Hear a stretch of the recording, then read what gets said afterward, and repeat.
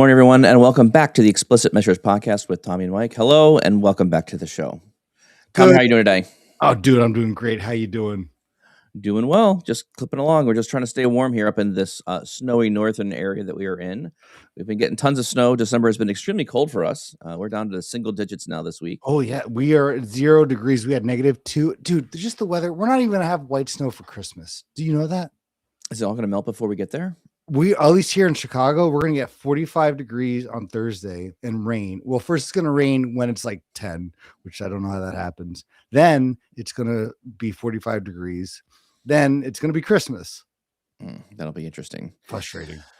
Well, that being said, let's jump into some of our main topic today pieces. We're going to be revisiting Dataflows Gen 2, kind of this new experience. What was announced recently in Microsoft's Fabric conferences was a lot of acceleration that's been happening. So there's two new things you can use here. Fast copy has been around for quite a while, but there are some other scaling options you can turn on to your Dataflows Gen 2. One is allow the use of partitioned compute, which should parallelize more of your compute running. And then also working on query evaluations. So allow the use of the modern query engine, which again should also speed things up as well. So those two things are available to you. Actually, there's also another one called concurrency, the number of concurrent evaluations you're allowing it to run on. So the idea here is making your Dataflows Gen 2 go much faster, process much quicker than what has previously been used in Dataflows Gen 2. So that being said, that'll be our main topic here. We want to give Dataflows Gen 2 a bit more love with these new features, kind of unpack these features a little bit, and describe our experience with using them and turning them back on after we kind of abandoned Dataflows Gen 2. We didn't really love it that much. We gave it a lot of heat for a while there. All right, that being said, Tommy, you got some news for us? Yeah, so there is a few things from SQL Over or SQL K Over, which is Cohen Verbeck, and it's simply talking about the PBR format admin setting. We have mentioned before, Rui Romano had a blog article on November 17th that said that the PBIR, how do we say that now? We have PBIX, PBIT. Is this PBIR? I just call it PBIX and then PBIR. I don't really say the word of it. I feel like you said PBIX before. Well, PBIR, the Power I do say it, but I feel like now with all the different formats now, it seems like better just to call it out. Yeah, the PBIR Power BI enhanced report format is, as Rui said, is going to be the default way reports are going to be created. They're going to be converted to PBIR when edited and saved. And what SQL K Over is talking about is there's an admin setting, which is really nice, that automatically converts and stores reports using the Power BI enhanced metadata format. So this is something if you enable on Power BI desktop, when you say the pbip save option, which is still there, and then you can store it as a semantic model using Tyndall, and there's another option underneath that to store reports using enhanced metadata format. That's in the desktop for a preview feature. That's an option. Well, in the admin setting, you can basically, in a sense, overwrite that, where you say, hey, any report that's using the enhanced metadata format or store reports, we can store it in the PBIR format. So that goes across your tenant, which is kind of crazy. Yeah, so think of it this way. I like to unpack this feature in kind of like two ways. There's this idea of like the Power BI desktop application is now using this PBIR format already. So that's something you have to kind of turn on manually in desktop to start saving things as a PBIR. That's on a per user basis. Every user who runs desktop, they would need to turn this setting on in the preview features to be able to use this new format, which is fine. It works okay. But if you imagine your organization, you've already got thousands of reports already up inside PowerBI.com. Oh, yeah. What about all those reports? How are you going to convert them? So there's not this one action of, taking an existing report and just auto magically converting it for you. You have to open and edit the report, or open in edit mode and then save it again or close it out. Yeah, it's kind of weird. Well, I think this is because the conversion is happening inside the renderer of the PBIR format. So inside desktop, when you have like the definition of the file, you open the file up, it renders the file, and then it saves it back down like as parts, right? Whether it's a PBIX original format or it's the new PBIR format. It doesn't really matter which one you're using. Desktop is somehow going to have to read everything that was there, convert it all, and save it into a new format. So because of that viewer being responsible for like the read and the edit translation and then saving back down, that's my impression here as what's happening here in this admin setting. So the admin settings is basically allowing you as an organization to turn on everyone who's creating new files in the service will automatically be created with Right. the AR format. And if someone opens an existing file, it will be converted, and when it'll be stored and saved again as the new PBIR format as well. So there's kind of like two parts to this. There's like the desktop version and the Right. service version. The admin settings dealing more with the service version. So, Mike, what's your take on this being now something in the admin setting where this is going to be the default way for the first time in 10 years or plus 10 years that we have a new file extension? I mean, we've had other file extensions kind of appear before. We've had the PBIDS with data source settings. We've had a PBIT show up eventually. So this is a pretty substantial change, I think, to many organizations. I think one, it will help you manage and make it easier for you to govern the deployment of your reports. So I think this is a very worthwhile feature here. For organizations who are a bit more risk adverse, I probably would wait until this is out of preview to really start turning on the admin settings. I don't think you're going to have to worry too much about, there's this gap between like, okay, we have a whole bunch of files. Do I need to go back and replace all of them? Do I need to open every single one of my files up, replace it, and then put it back down as the new format? I don't think you're going to need to do that. I think everything will work just fine without having to do that. I would recommend once this gets out of preview to seriously evaluate and consider turning your PBIR formats on. I think it's going to be the future of the way things are going to be moving towards Power BI anyways. I'm hoping in the next couple quarters, maybe Q1 of 26, maybe Q2 26, maybe this feature goes full on GA and we don't have to worry about it anymore. So we'll see what happens there. Microsoft has not given any timelines around this one. I'm just being hopeful and optimistic that we'll start seeing this thing go GA sooner than later. I think this also, so from the professional developer, Tommy, like you and I, ones who like to actually like manipulate files, go use API calls in the service, do automation of things, I think the PBIR format gives us a lot of extra capabilities. There's a whole bunch more things we can do. So I think if you're really serious about Power BI, this is a format feature you're going to want to use. 1,000%. And I think so too. It's interesting too when we talk about the business users and if this is going to be the default way. But the nice thing though too is if they're in the service, they don't really have to worry about this, right? Nope. It's totally seamless to you. You don't care about it. You don't even know it's there. Exactly. So that's really interesting. I think this will be more interesting. So there's like two very low hanging fruits I see with this one is one is just turn on the PBIR format. That seems like a very simple option to set when people are building reports. The second thing here that I think is going to be really interesting, Tommy, is this whole, GitHub or Azure DevOps synchronizing between the workspace and those items. While you don't need to know all about Git repo development and branching and everything else, all you really need to care about is this workspace is synchronized to something in Git, DevOps or GitHub. I think that right there in itself is a major win. And then professionals or the BI central team, or if there's any issues or conflicts or problems, just having that feature turned on, I think protects us a lot against major issues or problems or breaking changes that someone may be doing, right? Intriguing. Yeah. So I don't think that, again, I don't think that the CI/CD, the synchronizing workspaces with Git is a big feature. It's not hard to understand, right? You have items in the workspace. They're either committed or they're uncommitted. Simple, right? Make changes, build things in the service. It's either on or off. When something goes awry, having the PBIR format on and being able to see the changes of those files will be very helpful for us as admins or governors or admins of the workspace, whatever that level of admin is for helping to organize things out. This will allow us to be able to resolve, I think, some of these last changes in wins capabilities. So if there's two people editing the same file and something gets messed up, at least you have a track record of what was happening to the file. And so you have the opportunity to not lose work.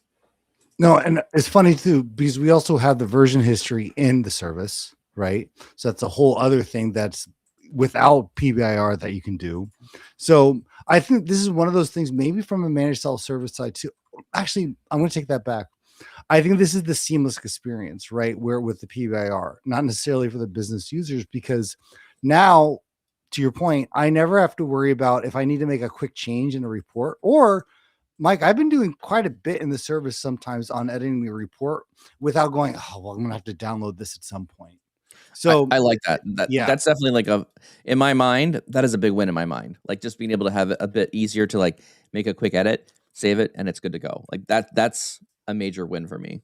how often now are you editing the reports in this service as a, in a sense, a start point rather than going, okay, let me get the Git file, let me, download, open up desktop. Yep.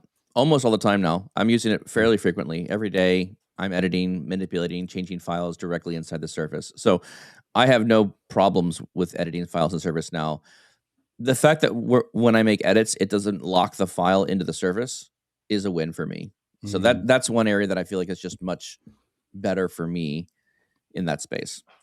I would completely agree with that. And I think the hardest thing is not all the features in desktop or in the service are available in desktop, which is kind of frustrating. Mhm. But we're getting there. We're getting there. I do like it. All right, moving on from that article, you have another article out there, Tommy, as well. I do. Carrie, our favorite Deneb visual designer, is coming out with some interesting ideas here. Here's another article that's also in the description. Both these articles, if you want to watch them or read more about them, they're both in the description of this video. So check out the description; it'll be there. Yeah, so this is Carrie Kolosko, and she's talking about the November 2025 updates, which allows us to, when we select an image that was opened up to drop for PNG or JPEG, if we wanted to add a SVG, we needed to use a button to show that image. But now in the new update, we can now add an image via an upload data or URL, which is kind of, again, Mike, I think this definitely falls into our about time or how was this not here before, but Mhm. still it's a great introduction where we can actually say use the image of a URL. We can head over and we can actually edit that image, and you can actually use some tools as well to get, like, hey, if you want to have a font, for example, and make that like a text that looks really fancy, we can make that an image as a CSVG, SVG, or a URL, and simply just paste that as an image, which is kind of great. So now we can use, in a sense, almost like temporary URLs for a lot of different use cases. Yeah, and I just want to be very clear here. Like, what Carrie's using in this technique is she's taking images, pushing them to SVGs in some sort of web application. So I think she's a tool that she's using. Um, there is an HTML link. It's cfontimg.com. Mhm. So it's just like basically a upload your image here. You can set a background, you can have no background transparency, and then you just save it as some sort of image. And then the image becomes a URL that you can just pass to whatever application that you need. So to be clear here, this is not custom fonts. This is not Right, this right, is right, not right. anything else there. This is Don't, this is yeah. this is just creating an image, storing it on a website, and then accessing that image with a URL or an item there that's publicly available. Again, the idea or the concept here is this is a publicly available URL. Anyone can get to this URL. So if you have images or things that are secure, you wouldn't want to store those there on that public website. It's But a very good distinction. well, and I think the reason why Microsoft doesn't let you just randomly put URLs into Power BI Desktop, I think they need a lot of protection around what that URL is doing. Hmm. Like there's this like injection, prompt injection, or it would be like Yeah. malicious code injection, right? You can store a lot of code on just a random URL in addition to just being an image. So Microsoft has to put some protections in place that says, look, we're going to let you use this URL image. We got to make sure that you're not injecting code that's going to like do bad things to their systems. So the reason I think a lot of these use a URL should exist but don't is because Microsoft themselves is saying, look, we don't want to open ourselves up to more vulnerability and let that code potentially come in there. So I think that's why these features take longer to build because you got to do a lot more protections on the Microsoft side to accept things like this. But it's nice. You can go use the image item. You can just take the image source and you just enter the URL, which seems to be like a pretty easy fix here. So that's, anyways, neat feature there. Love it. All right. All right, those are our two news items. Let's move over to our main topic here. So I just kind of want to take a note here and just kind of really revisit this Dataflows Gen 2. I know Tommy and I had talked a lot about Dataflows Gen 2 in the past, and we gave it a really hard time. Tommy, you had done a couple projects where you were loading some data in. In loading that data, you found that with a couple data flows, it basically pushed over your F2 fabric SKU fairly quickly. Yeah. And just using F2, and even at one time, F4, a single data flow completely slowed down my entire tenant, where I couldn't even at one point get into the tenant because the capacity was loading. And the transformations was, in a sense, yeah, they were probably a little more advanced, but you want to test the limit of what I can do. It wasn't anything in a sense too crazy. And we were following, more or less the best practices. Load the data in as a data flow, store actually in the lake house rather than trying to do all the transformations from the source. Yes. But certain things we're iterating over, especially when using the grouping, it just completely slowed it down. And dude, it was a complete game or deal breaker in terms of actually being able to use it. And it was a kind of a productivity killer for you because you had to. And then, Tom, I think what your mentality was, okay, this Dataflows Gen 2 is just too expensive to run. It's consuming too many CUs just to get stuff accomplished, and you immediately had to move over to, okay, let's not use that anymore. Let's immediately go over to notebooks, and then things were able to run, and you were able to process the data you need to, but you had to use notebooks now. So 1,000%.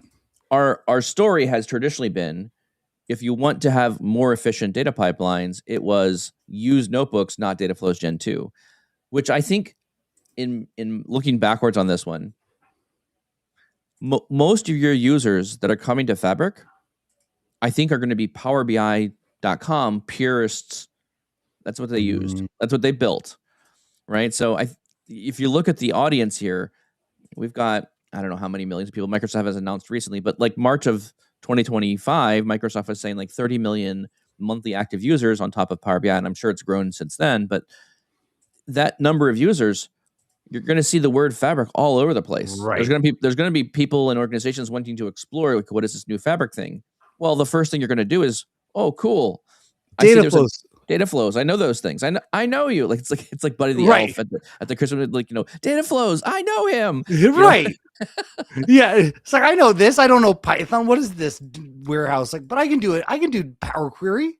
And I think there's a hesitation, to your point, Tommy, to learn Python or think that's too complicated. I just need something that lets me click it and I can get done what I need to build.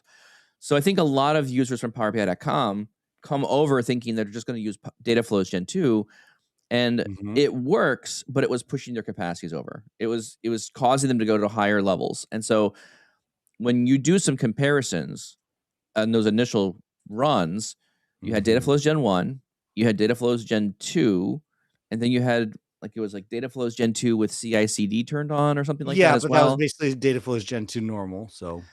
So when you compare the two, and then you compare it against notebooks, and you say, look, I'm going to copy the same amount of data from the same source and do it 3 different ways, the Dataflows Gen 2 was the most expensive one. And it was the slowest, and the slowest. And so you're looking at it going, why on earth is Dataflows Gen 2 slower than Dataflows Gen 1? And I really don't want to use notebooks, but if I need to use my capacity and optimize what it's doing spend-wise, I'm going to have to learn notebooks. And so I clearly remember telling many customers, okay, build your one data flow, understand how it works. Once you have your data engineered, let's rebuild that into a notebook. And I actually had a number of customers migrate off of Dataflows Gen 2 directly into notebooks to make it easier for them to consume things. I mean, I kind of want to thank Dataflows Gen 2, the first iteration, because it kind of forced me to focus on notebooks. And at the time, I really transitioned everything. I'm like, all right, I am forced self-learning this because Dataflows Gen 2 was not an option at the time, just because even in simple things and trying to, optimize it or try to scale back all the things I was doing, it just didn't make sense to do. So now, okay, so that was kind of the way the world was before. Now we're taking another revisit on this one. So Tommy, let's revisit now again. So the announcements were made. Microsoft said, hey, look, we recognize that Dataflows Gen 2, we get a lot of heat from a lot of customers. It's just not efficient. And so Microsoft said, we're going to rethink the engine that runs Dataflows, and they're going to rebuild it basically, or not from scratch, but they like rethink it, I guess would be the way to articulate that. And then they came up with a number of these really big improvements. So one of them was being able to leverage the data flow, parallelize the queries, and start optimizing it a bit more. So let me come back to your comment here, Tommy. I know you're still using data flows at some degree. What's been Yeah. your new impression of the newer ones, and have you turned on the accelerators that have been out there in Dataflows Gen 2? Yeah, so we definitely turn it on. Honestly, like I said, we had to go back and create or recreate some of those data flows just to True. try it again, because the other ones, like I said, were just turned off.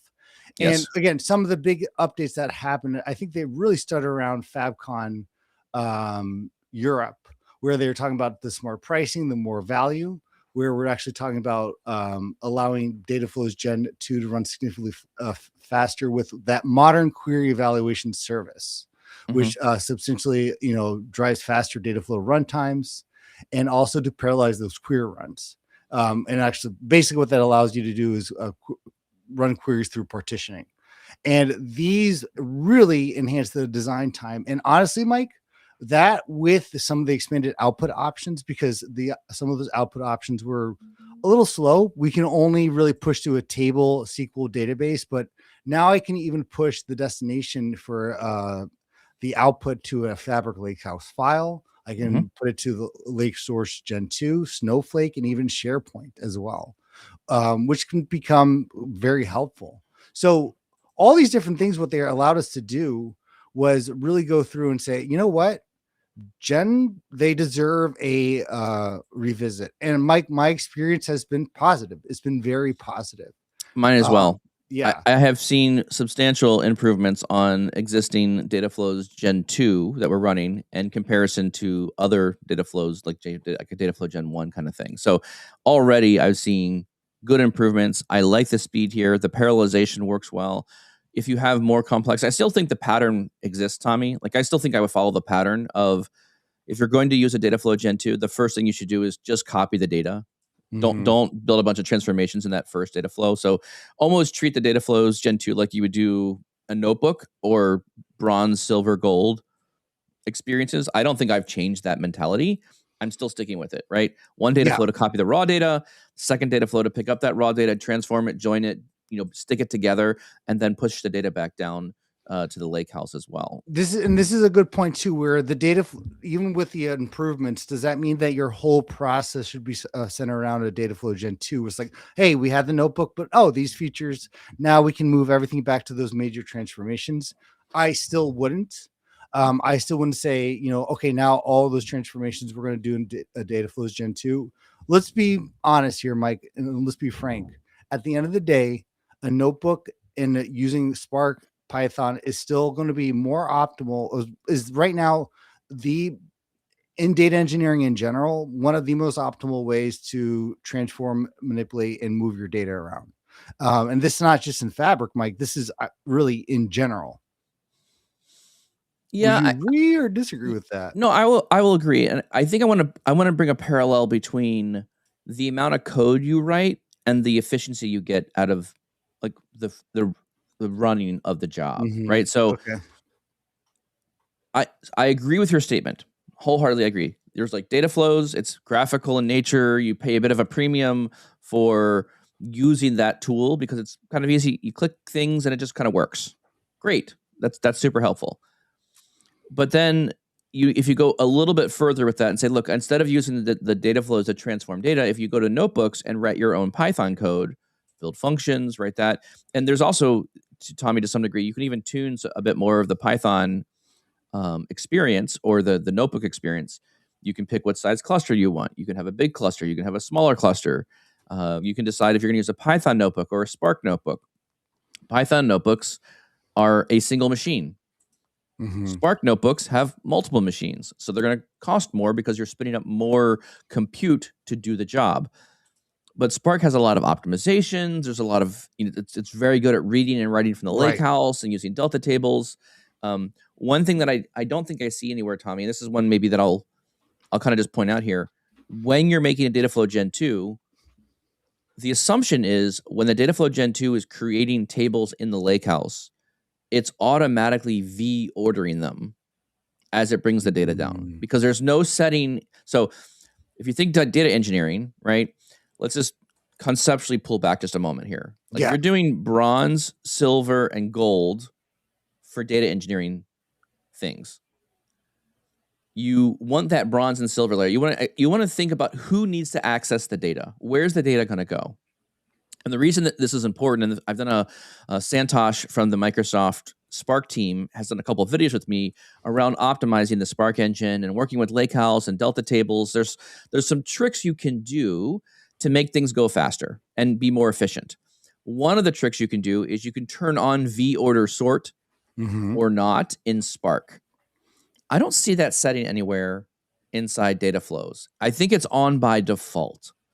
And so your bronze and silver tables, if you're not planning on surfacing those tables directly inside Power BI semantic models, there's really no reason to have bronze and silver with V-order turned on. When you get to gold, it makes sense to V-order the tables, especially if you're going to use Direct Lake in semantic models, because then the tables are already formatted, sorted, ready to go, and it's going to make the Power BI semantic model run much more efficiently. So the recommendation is V-order sorting, which is a notebook experience. You can just turn that on and off when you write tables down to Lakehouse. That's a gold level feature. And so that's where I look at this and kind of go, there's probably some further optimization flags or switches that I would like to see come out of Dataflows Gen 2. And that might be one of them, right? Give me some more indication around, like, let me know, what is this table doing when I write it down to Lakehouse? Does it have a V-order sort or not? So, yeah, and I think that's with the Dataflows, though, Mike, again, most people who are doing Dataflows, would you agree or disagree with this? They don't know what V-order sort is. I would agree. Okay. But that's my point, though, is like if we're talking like cost optimization, right? It's a concept, and you could just make the general rule that says, look, I'm using data flows from bronze and silver. Yes, but you may not know what it is, but there's no, I can't adjust it. It's not so the whole purpose of like turning it on or off would be like save yourself some money. So to larger tables, it doesn't just sort things for you. That's really the only purpose there. That's how I'd see it. All right. So I think we're kind of on the same point where notebooks still reign supreme, more or less, in terms of anything you're going to do. Okay. Yeah. Even from a C usage standpoint, like notebooks are still going to be cheaper. Yeah. And honestly, you can do the transformations that you want to do and the speed that you want to do them and the cost you're going to do it. Notebooks are going to really at this point reign supreme. However, Dataflows are now showing for the first time, not just for minimal based transformations, but for, I would say, not necessarily the high end, but let's say the 60, 70 percentile of transformations you're going to want to do. And that's maybe a little higher up, but that Dataflows can work and can be more or less efficient. Again, saying that, not saying the most efficient, but pretty efficient. Your cost is going to be okay. I think for you and I still, and I think for me as an individual, where I'm landing is if I'm doing something for myself, or for an enterprise company that already has engineering notebooks intact, I'm focusing on notebooks. However, Mike, if I'm going to an organization that is just beginning to adopt Fabric and they have Power BI, but they don't have an extensive data engineering background, I'm probably setting up Dataflows first, because eventually I think about two things, Mike. I think about the ease of use for training and the handoff, where those are the biggest things. Because I could create a notebook for them right off the bat, and then they have to figure out if something changes, updates. Either I'm just the one managing that, but at some point they're going to want to own that. So Dataflows then actually become, for me, when I'm dealing with clients who are new to Fabric and, without that either Snowflake or Databricks background, Dataflows are kind of the starting point for me now, or going to be the starting point rather than using the notebooks. And that's a difference. Again, if I'm doing something for my work or my own organization, I'm using Dataflows or notebooks, excuse me. But for a lot of organizations just starting off, well, we can now start with the Dataflows. I think it really matters on like, what is your team's comfort and audience here, right? So to your point, Tommy, I think a lot of the companies you're working with, or the companies that we work with in general, they have Power BI. And it's more of the question of how do I start leveraging Fabric to make my data systems more efficient, right? That's usually the conversation we're walking into. And because of that, I'm like, the immediate question here is, well, yeah, we should definitely start with Dataflows Gen 2 because you already understand how the Dataflow experience works. That's the easy, low-hanging fruit. Now, I also am very mindful of assessing their skills and making sure that we also review that. So there is an Yeah. opportunity for us to have, okay, well, yes, you're doing the Dataflows Gen 2 thing. Totally happy with that. That works. But at some point, you're also going to look at it going, well, maybe there's a couple team members that should be learning Python notebooks, should be learning how to write things in Spark, right? So I'm not closing the door fully to Spark, but I'm also kind of assessing where the team is at. And at some point you have these conversations where a couple data flows have been made, you're getting some tables loading in, you understand the process. I think from a discoverability standpoint, like when you're building something for the first time, it's very helpful to have the experience of the data flow because you have the steps, you have the preview table, you've got the graphical interface of showing you like the transformations, the merging, the joining of tables. I think all of that is very fundamental for when you're exploring the data for the first time, loading it, transforming it, and getting it right. Once you understand that and it works, then I want to say come back and optimize. Then we say, okay, we know what it does. It's much easier to take that experience over to a notebook and say, okay, I'm going to load this table. I now know I need to promote headers, remove these rows, remove these columns, add this, group by that, merge this, join that. Like you can literally see the steps as they go. And now you're not worrying about like the process and trying to learn Python at the same time. Does that make sense what I'm describing there? Yeah, no, I'm 100%, but I still think you run into the thing, even when you get to Python for that relatively new organization, it is it's a conceptual change too, not just in the language, but that workflow too with the different cells. How do you and it's not just creating that code in Notebook. I think for a lot of people too is that test and verify, right? Yes, I know you can get the output, but the nice thing, the great thing about data flows and Power Query is the really intuitive user interface. And after every step, I get those results. It's really quick too. If I have a step that I don't like or that doesn't work, to go back. With notebooks, it's like, okay, which cell is that? And you might have to scroll up a bit. You have to spin up the instance. You have to make sure that some of that code isn't already pushing to pushing to a lake house, because I've made mistakes, Mike, where I had some cells without headers where you're like, okay, let me just run this because in order to get this, like, oh no, that actually overwrote a file. Because notebooks are so, in a sense, it's like a blank page where you can say, you know what, if I want my second cell to push back to a lake house or push as a table, you can write whatever you want. And if you don't understand what you're looking at from the code point of view, especially if you have a lot of lines in a cell, if you've never done those best practices, it's hard to test and verify, because you can set it up however you want. You can have a single cell that more or less does everything, or you can have a lot of mini cells that do some, one or two steps. The data flows in that Power Query interface is almost like gutters at a bowling alley, or not gutters, the guardrails at a bowling alley. Sure. Where it's sometimes really hard to mess up, especially with the steps, because I can go through all the transformations and could be completely wrong, but not until I publish it is it actually going to get pushed and outputted to that data destination. That's a big difference. Where even if I create these steps, well, everything I'm looking at is still a cached or preview version. And so you really have those guardrails up. So I agreed with you to an extent, but you're still dealing with, again, it's not just the language you have to learn with Python. It's, okay, what's the, in a sense, the organization of your notebook that you never had to worry about with, Power Query data flows. Yes. I argue this comes with the territory, right? So my argument here is like, we realize there's more effort to go to notebooks, but I'd also argue too, I've never had anyone need to spend weeks and weeks and weeks learning how to use a notebook for it to get to work. I think the learning curve is very minimal. A day, maybe two at the max, to start from what you were doing in Dataflows to just using the notebook. It's not that difficult.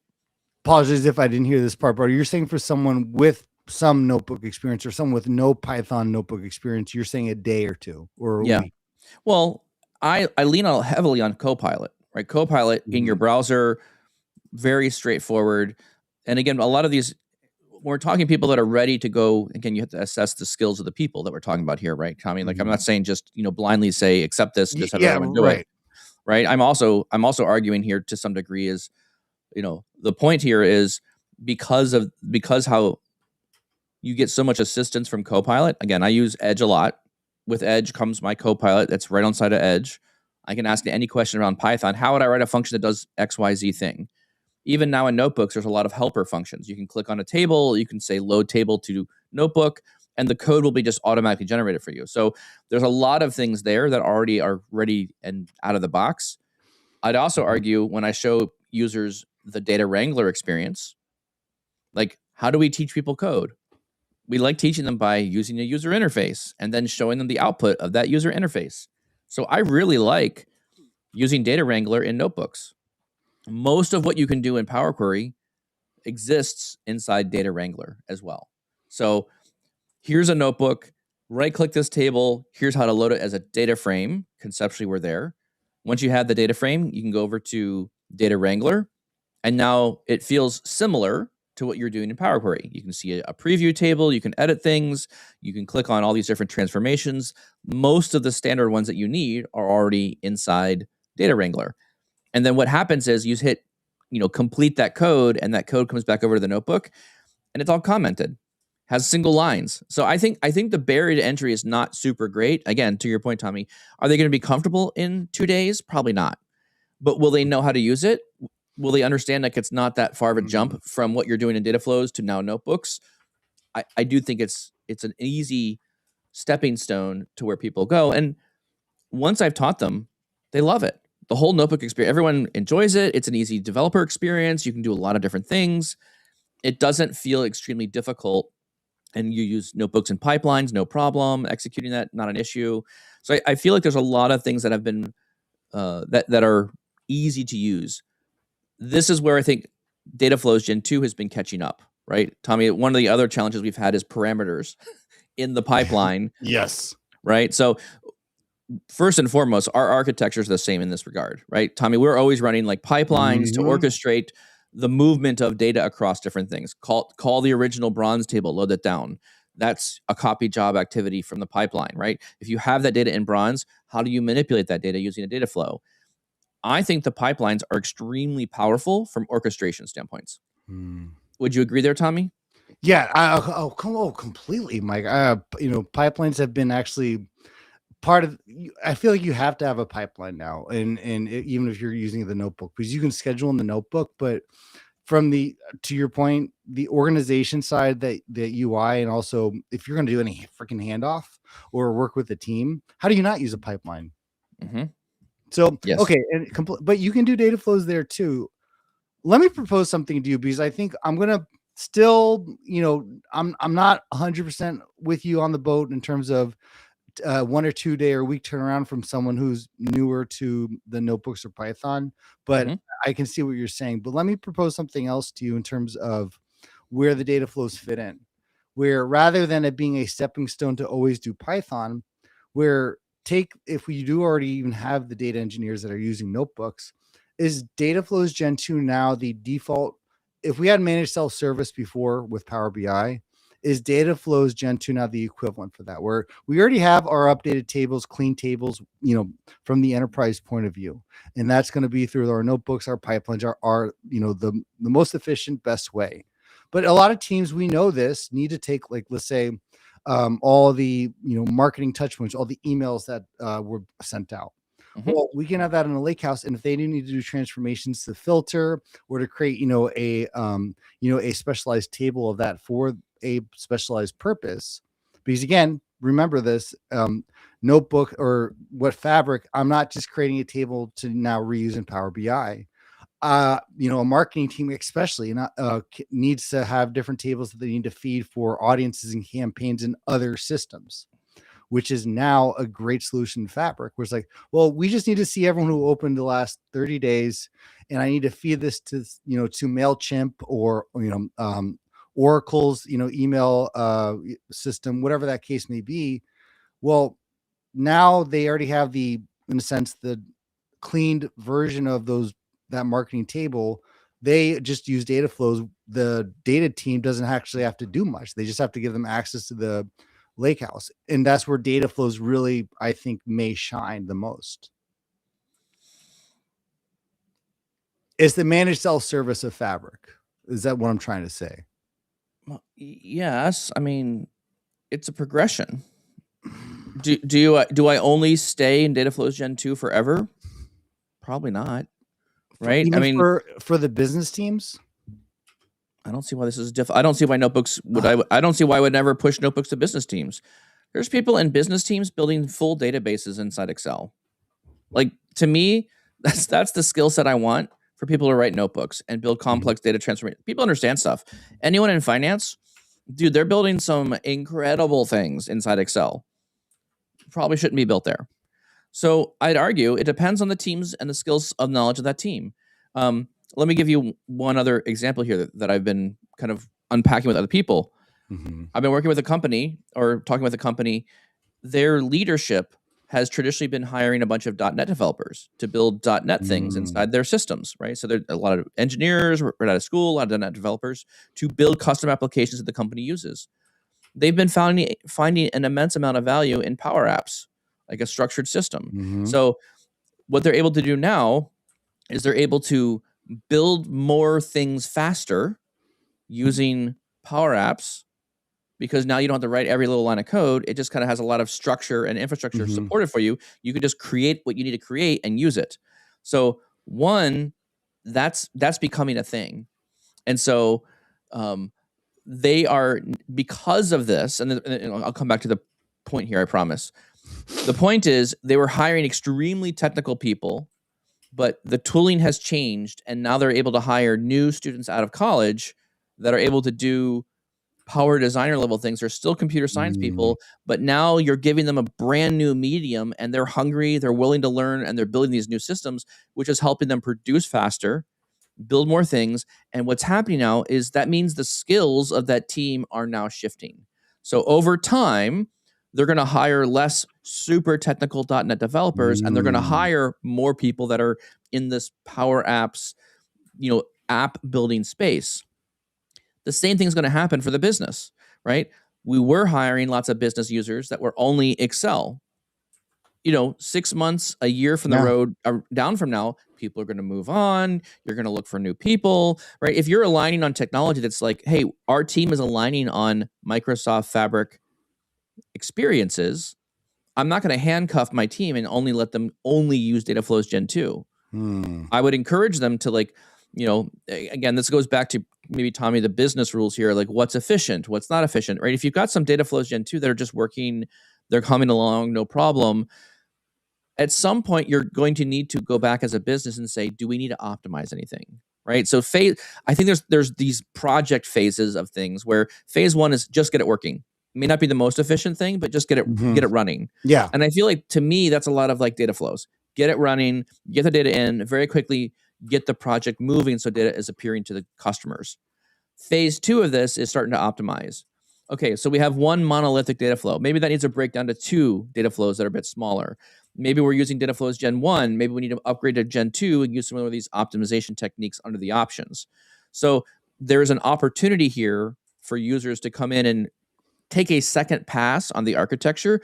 And I know, Tommy, in building things for companies and systems, you do too, the first pass is usually okay, but not as efficient as your second pass. Your second pass, you get much better requirements on what you really need to build. What was the thing that we did, the second system problem? Yes. You remember that? Yeah. So, but that's another thing too, where because I would argue with the first pass, like, 100%, a lot of times that happens. But again, that's thinking for, I think, to me, my disagreement, or the only place I would differ with what you said, is everything is right that you said, except for when it comes to more of the business teams. And I know I think forever, we've been disagreeing about this since Fabric came out. And I don't think that's going to change in terms of the ramp up time or the skill up for people to start using notebooks. Like there's still a point here where Dataflows actually sits, where I don't think it necessarily has to be just for like, okay, this is a stepping stone. Dataflows is always going to be a stepping stone. I think there's a lot of teams who are data averse, but they want to use Fabric. So how can we actually get them started, but also get things to push to a database? There was a lot of things I was doing in the beginning without notebooks that I was finding pretty awesome. And I think that has to be something to be considered in terms of data flows can be a great, I'll say, medium to long-term use case for self-service, for teams who just need to get started, who don't, they may not have an analyst. Maybe they have some technical, and I agree with you, Mike. If we can push them, this part of the maturity, if we can push them to a notebook, that's the more efficient way. But there's a lot of teams that they have that operations person on each of their departments where they handle all the technical things, and there's just a lot of moving parts. And Fabric is meant to be too. It's not just for the people who are coming from Databricks or you and I. There's a lot of people who are never going to have that point or have the need to, I need to learn Python. I need to do these that's where my career is going.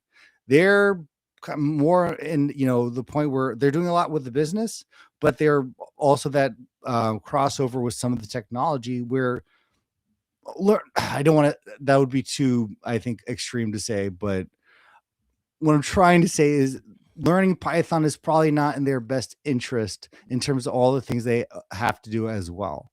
And I've seen this, I've worked in it. I've worked with departments like, why are you guys still doing this? It's like, well, I manage all of our systems and I'm not an expert in any of them, but we have to just get them up and running. Eventually, Mike, I would agree with you because that's where we came in when, as the BI team, where it's like, okay, this is now at a point where you're going to need some professional help. And that's where we came in. But that's not always something where I'm thinking about, especially if I want to give people access and start getting their data into Fabric too. But I'm going to argue, Tommy, here. Why would you ever not? So there's going to come a point in time when you're going to need to bump up to the next larger capacity. Mm-hmm. So when is, like, I understand you're saying it's easy, you can get in, you can use it. And now with the efficiency gains that we get, right, it's going to be on par with what you see other places, right? So it's going to be on par with developing notebooks or speeds. The compute will be more comparable than what you had previously, Dataflows Gen 1 or the earlier versions of Dataflows Gen 2. Okay, fine, right? But my argument here, Tommy, though, is when do you migrate to this next space? Like, when do you? What is the decision point? So, like, I'm not saying that you would always do it. I'm not trying to always push people always to notebooks. I mean, you may be fine with the data flows you've got. It's okay. But my gut tells me at some point there's going to be an evaluation, a transition. Someone's going to say, we need to reduce costs on something here. Or you bump up against you're on an F4 and you need to bump up to an F8. And leadership's like, do we really need to go to that level? Do we really need to get to that height? Is there other architecture decisions we can do to keep things low? And so, to borrow a term from Alex Powers here, I think organizations tend to do this thing called min-max. Have you heard of this term before, Tommy? Min-maxing. So min-maxing a solution is, the idea is, I want to spend the minimum amount of money as possible, but get the maximum amount of value or compute out of the solution, right? Min-maxing, minimizing the cost, maximizing the value. If you're not doing this as a business, what are you doing? Like, what value are you adding other than, like, you're just giving data out to people? Like, there's always this kind of concept of, like, you should be min-maxing things. You should be looking for the best optimal way. And your first couple of projects maybe don't do a great job of this, and that's fine. But if your value is really high on things and you're finding immense amount of value from processes or systems or tables that you're generating or producing, you're going to want to at least look at the capacity monitoring, so you're not running out of things. Because when you run into those end of capacity experiences, that's when reports stop working. That's when people start complaining. That's when leadership comes back in and says, hey, what are we doing here? What can we do to optimize more of this? I think that's a conversation you'll eventually run into. So let me just pause right there. What are your thoughts on, like, what is the thought on, Tommy? What do you think in lieu of what you said about not pushing the team to go learn notebooks and Python, which I agree, not everyone should learn that. I agree with you there. But what's the decision point for you now, looking at this? When do you do this? Does it go to? Yeah, because I see what you're saying, because there's the other side of the coin, Mike, where you can get too far in the weeds and you're like, okay, we're gonna have to now backtrack and reverse engineer all these things. Yes. I think the biggest thing is the data that's being used, and I think the amount of usage, right? Because it's maybe we take the same, and I'm talking in it, since so many words out loud here. Think about what we would do with managed self-service or self-service at an organization. We would provide these semantic models and have those workspaces where they had their own playgrounds for teams, but we weren't really doing too much of the monitoring. It's like, hey, are they doing the right DAX and the right report design? But as soon as we started seeing that there was a threshold of the usage of the reports that were being built by the self-service and the amount of reports that were also being built, that was when the discussion or the that evaluation tended to happen in terms of that upskill and also the leveling up what they already had. Because clearly you guys have a need, not just for the reports, and you have a lot of people who are creating, but also utilizing your reports. Well, if this gets any larger, we want to make sure that that's verifiable, is trustworthy, and it meets our standards. So there was always that threshold that we looked at. We're like, wow, the whole department is looking at these self-service reports and they're looking at them every week. Should that now get, in a sense, upgraded or, into the next level, or from either promoted or from a certified point of view, or just managed by BI, because that becomes a lot on the plate of people who are just doing self-service. Because again, people in self-service, if that's not their only job, usually is just to do data.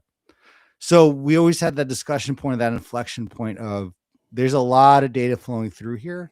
To me, I would look at it the same way, at least right now, where, all right, we've given people their workspace and that access to some of those lake houses, but they have, 18 data flows or, that are going on right now. And they're pushing to all these different lake houses every day.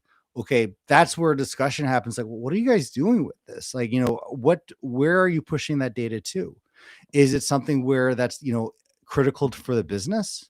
That's, to me, where a discussion begins to happen, where it's like, we now need to talk about getting this into a more optimal fashion. If it's something that's just either for a project, like, hey, we're doing this campaign for X, Y, and Z, or this is something for the next 6 months we're testing out, we're testing this new product or system out. That's one thing. But when it's critical for that department or for the business to function, that's usually, for me, when it's like, we probably should talk about an optimal flow of this. Yeah, but again, I think that's, for me, the decision point is you're bumping up against the end of a fabric capacity. That's when you start reflecting on what are we doing, or at least you should do it. And I do agree, like, there's sometimes where you just need to bump up against to the higher capacity, but like going from any F SKUs upgrading, you're doubling the price of the SKU. So you can't go from an F2 to like an F3. You can't go from an F4 to an F5 or an F6, right? You're going from an F4 to an F8. So there's a pretty big price jump between what you were doing and what the next level is. So unless your business is like really committed to like, well, look, we're not willing to come back and optimize things, we're going to push you up to the next highest level, that seems a bit aggressive or a little egregious, in my opinion. And so that's where I'm like, to me, the decision point around a lot of these optimization things come around, hey, we're in this place, we've built some things, Dataflows Gen 2 is working fine. When you're bumping up that threshold, or reports are starting to get a failing, the first thing people do is they go to the admin portal. Oh no, what's happening? Stuff starts getting rejected. You Google some messages, error messages. Okay, we have a problem. You go get the fabric capacity metrics. Oh, look, we're spiking here. What's causing the spikes? And it could just be like a conflict. It could just be like two processes ran at the same time. No problem. It could be a user building something in Analyze in Excel that was very egregious to run against your query. We don't know. Like there could be a number of multitude of things that are happening in the fabric capacity that's causing the degradation of performance. But if you need to go spend double the price on fabric or go back and look at what you have existing, first place I'll look, let's go see how many data flows you've got running. Like how much, I'm going to go look at my capacity and say, where is the most usage, the CU usage coming from? What is that experience? What can I do to make that less effort on top of my capacity? Does that make sense there? So all I'm trying to point out is like to me, that's the decision point. That's when we start looking at optimizing. So yours is pure capacity based then? I think so. I think it's why what other criteria would you use? I already said the amount of data flows being used and if it's critical to the business. Why does that push you to go to notebooks? Because that's going to be something, if it's critical to the business, we want to make sure that is not going to break. That is something that's probably BI is going to start owning, and that, if it eventually breaks, that's going to hurt the business. The normal data flows, again, that's something that more or less the marketing team owns. But if it's critical, but let me unpack your logic. Yeah, sure. If you have a lot of it and you need it to be reliable, and now you're saying now we need to move away from that to notebooks, you're just telling me that you don't feel you have confidence in Dataflows Gen 2 being reliable. And so I feel like it's a counter argument, because the fact that you've already built all these data flows for marketing, or they have built their own data flows and it's still working and it's mission critical, has no bearing on whether or not I should optimize it or not. Now, I think if it's working today, what will cause it to not work tomorrow? And I think the idea here is, if it's working for them, fine, let them keep doing it. I'm not going to push for the business to migrate its stuff over to notebooks just because of reliability issues, because I think Dataflows Gen 2 is reliable. It's going to work. All right, so you're telling me then the only reason then to use Dataflows is a temporary stepping stone? No, I don't think it's a temporary stepping stone. I think it is a comfort zone of where people are coming from Power BI. They're going to build things there. I think as you become more balanced as a data engineer, you're going to learn new techniques, new tools. And in any case, the more code you write, the more code that's just being written against bare metal or bare machines, the more efficient it will be cost to run. I mean, that's just a correlation. Microsoft has kind of also said, like, you're getting a nice, pretty UI inside Dataflows, you're going to pay a bit of a premium for that. So like, that's the recognized experience there. So I don't have any problems with Dataflows Gen 2. I think they work really well. I think they're very reliable. They run most of the PowerBI.com space right now today, right? But when you go to Fabric, the whole reason you go to Fabric is you have more options. There's more variety of things you can do. You can build different patterns. You can go more hyperscale. So I think the Dataflows Gen 2, if it's working in your business department, yeah, leave it alone. It's fine. When you get to like high volumes of data, that's where I feel like other tools do a better job of that. More refined pieces, right? So the thing I described earlier, right? Optimizing. When you get into optimizing phase, that's when I think you really want to look at other tools, because you're trying to keep costs down and still process more data. Okay. So I think we're going to land here is, hopefully we see Dataflows continue to get optimizations. I'm still, and I think the biggest thing is, regardless of the fact, I think where we land necessarily right here is Dataflows have potential, man, and they have potential for the business, which is something we have not been able to say for, really since we've had Gen 2. Yes. And because Mike, let's go back to the initial Dataflows Gen 1, when we thought about where did that actually have a part to play. Dataflows Gen 1, at least when it came to the Power BI teams, was essential, especially when you think about data, they didn't have access to the data engineers or to Databricks or to the source systems, but we needed to make some major updates. I know of reports and systems that were mission critical on Gen 1 data flows to get it right because of the amount of transformation needed to do. We had to get things, from a time point of view, like things were time sensitive, how we got data in to be able to combine things. And they were mission critical. And again, yes, we didn't have notebooks, we didn't have lake houses. So I still think there's a part to play, especially for the business for Dataflows Gen 2. But I think we know notebooks are going to be the king. They're going to reign supreme, especially when they are dealing with pipelines and the normal workflow of things. But if we're going to have a Fabric, in a sense, platform for the business and just for the business, there has to be at least the consideration of where could data flows actually be played in that. But I agree with you though too. At the end of the day, you should always be looking, especially if you are the data czar or the admin team, to be putting notebooks as the front, kind of like where we're eventually going to go. Again, I'm not gonna force you to go straight to notebooks. I want you to be comfortable in what tools you're using.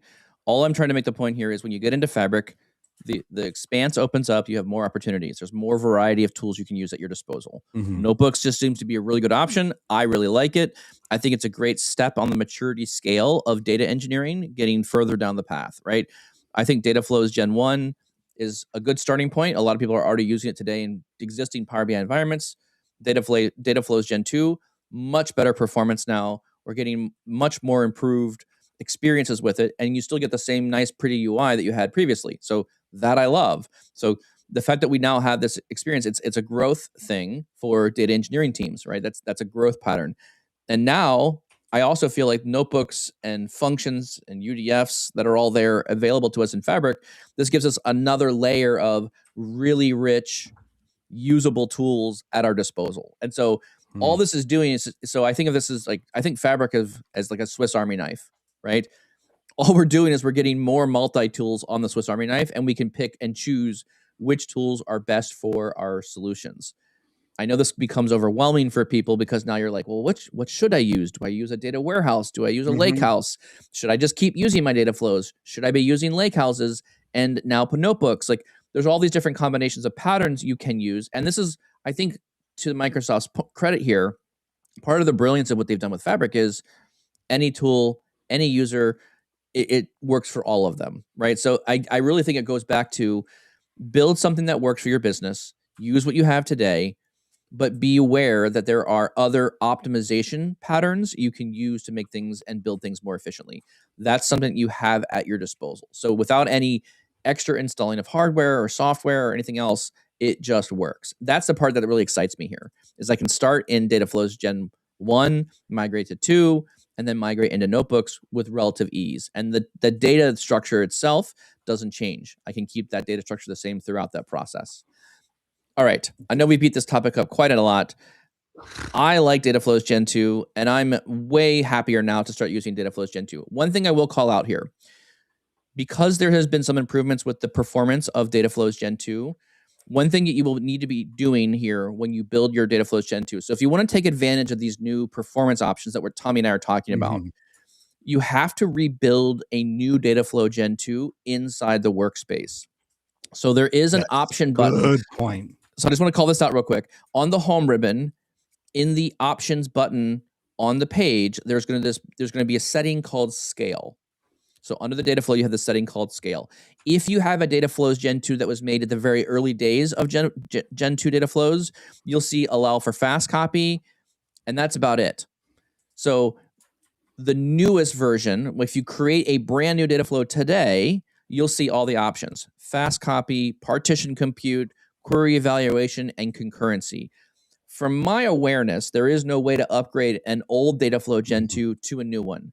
The way to handle this is go into your old Dataflow Gen 2, export the template of it, create a brand new Dataflow Gen 2, and import the template. So you can keep all your old Dataflow Gen 2 stuff around, but you're going to have an older version that was built, like in January, February, March of this year. And now the newer version, which again, I think it was announced later this year, Tommy. So October and newer, right? Now you can create a new Dataflow too. So just be aware of that. If you want these additional improvements or options, you will need to create a brand new Dataflow Gen 2 inside Fabric to leverage these new options. I think it's worthwhile.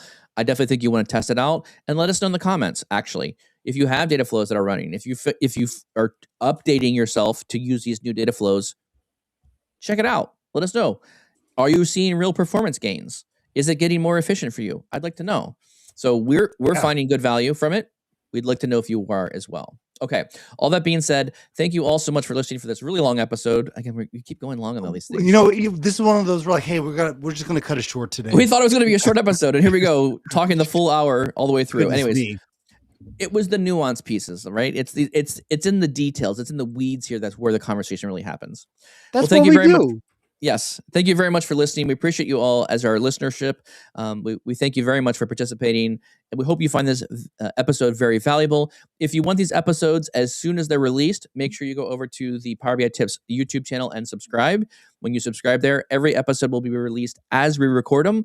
And so you'll actually have earlier access to some of the episodes. So we'd highly recommend that if you like these episodes and you want content as soon as they're released.